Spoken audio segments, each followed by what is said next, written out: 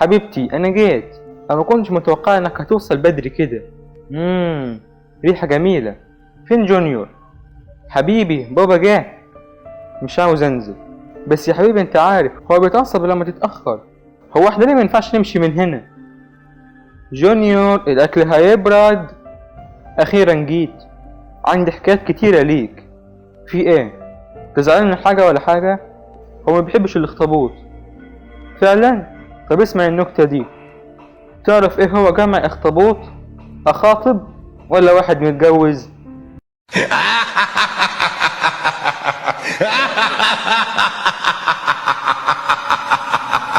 انت بتعمل ايه؟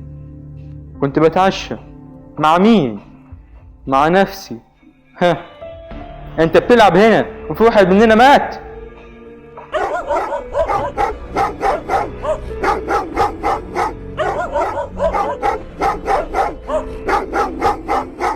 يا فندم في كلاب تفتكر لازم نخش؟ لا، هو موجود هنا.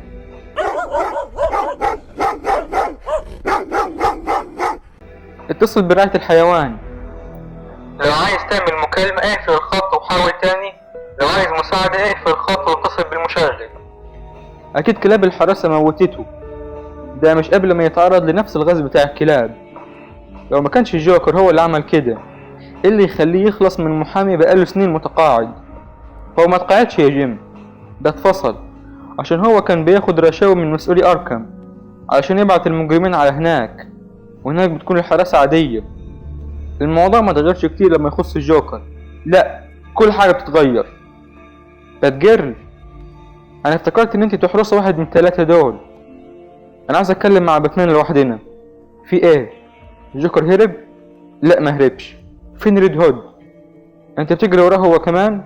ريد هود مش مجرم يا جيم. لا هو مجرم. جيسون قتل واحد من الثلاثة دول، هنعمل ايه؟ هو قتل جوكر ولسه ما عرفناش هو مين. الجوكر او الجوكر ده مش مهم. المهم هنعمل ايه دلوقتي؟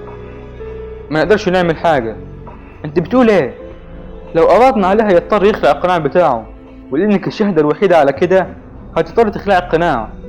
الموضوع مش بالبساطة دي. انا هتكلم معاه. تتكلم معاه؟ انت هادي كده ليه؟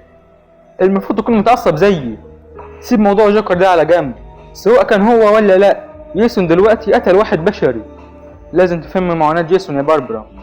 الجوكر اذاه لكنه تعالج بطريقة غلط. بيأعنف. انت بقيتي اقوى.